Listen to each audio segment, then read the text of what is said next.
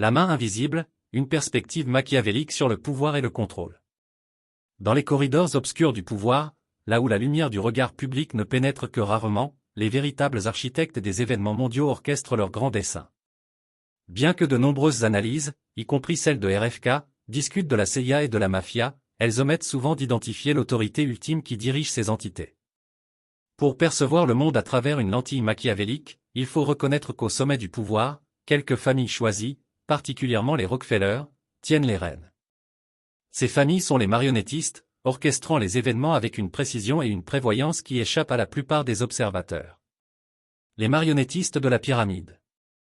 La CIA, le Pentagone, les présidents, et tous les autres membres du Congrès et du Sénat américains ne sont pas les acteurs autonomes qu'ils semblent être. En réalité, ce sont des employés dans une vaste corporation hiérarchique, exécutant des tâches sans comprendre pleinement la stratégie globale. Pour saisir la véritable nature de leurs actions, il faut regarder au-delà de l'immédiat et du sensationnel, et considérer les directives émises du sommet de cette pyramide de pouvoir. Prenons les Rockefeller, une famille dont l'influence imprègne divers secteurs, de la finance à la politique. Les Rockefeller exemplifient le principe machiavélique de maintien du pouvoir par le contrôle indirect et la manipulation. En se positionnant au sommet de la structure de pouvoir, ils s'assurent que leurs intérêts sont protégés, tandis que les niveaux inférieurs restent inconscients du grand schéma. Le rôle des élus. Prenons, par exemple, Bill Gates. Les accusations de son implication dans des conspirations liées à l'OMS, au WEF et à la pandémie ne font que gratter la surface. Gates, comme beaucoup d'autres, opère au sein d'un niveau inférieur de la pyramide, exécutant des plans sans comprendre pleinement le pourquoi de ses actions. Sa connexion avec la famille Rockefeller témoigne de la sélection stratégique de figures influentes qui peuvent faire avancer l'agenda plus large.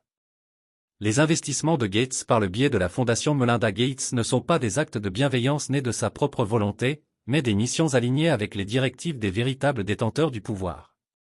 C'est une tactique machiavélique classique, placer des individus à des positions où ils peuvent exercer de l'influence, tout en s'assurant que leurs actions servent un but supérieur, souvent dissimulé. L'illusion des milliardaires. La population générale célèbre des figures comme Gates, Jeff Bezos, Elon Musk, et Larry Ellison comme des génies autodidactes qui ont atteint le statut de milliardaire par l'innovation et le travail acharné. Cette narration, cependant, est une illusion soigneusement construite. Ces individus ont été méticuleusement sélectionnés et formés pour remplir des rôles au sein du grand dessein. Ce sont les élus, tout comme les fonctionnaires élus qui sont supposés avoir été démocratiquement choisis par le public. La réalité machiavélique est bien plus complexe et sinistre que les récits de feuilletons que l'on nous sert. Ces milliardaires, malgré leur richesse et leur autonomie apparente, sont liés par des obligations d'utiliser leurs ressources pour des missions spécifiques. Leurs personnages publics servent à distraire et apaiser les masses, tandis que les véritables dynamiques de pouvoir restent cachées. Elon Musk, le génie fabriqué. La transformation d'Elon Musk, de cofondateur de PayPal à visionnaire technologique, est souvent saluée comme un témoignage du génie individuel. Cependant, son ascension rapide est le produit d'un soutien stratégique et de la manipulation. L'idée que la NASA soit soudainement devenue incompétente tandis que Musk développait indépendamment une technologie avancée de fusée est invraisemblable. De même, l'idée que Musk ait personnellement financé l'acquisition de Twitter à hauteur de 44 milliards de dollars est une fausseté. Des institutions financières comme BlackRock ont facilité cet achat, ce qui suscite les questions cruciales, pourquoi, et qui a orchestré ce mouvement? Les actions de Musk s'alignent avec la stratégie machiavélique d'utiliser des figures influentes pour atteindre des objectifs plus larges.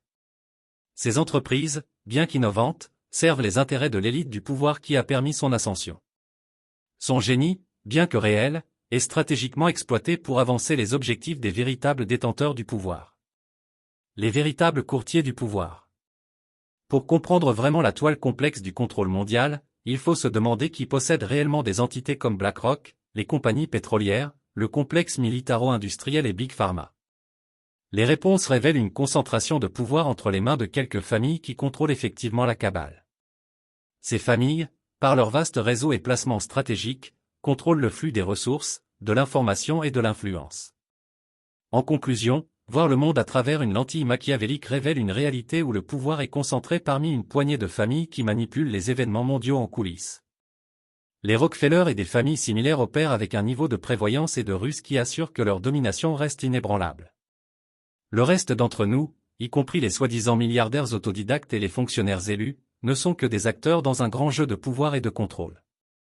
Pour comprendre la véritable nature de ce jeu, il faut regarder au-delà de l'immédiat et poser les questions critiques qui mènent au sommet de la pyramide.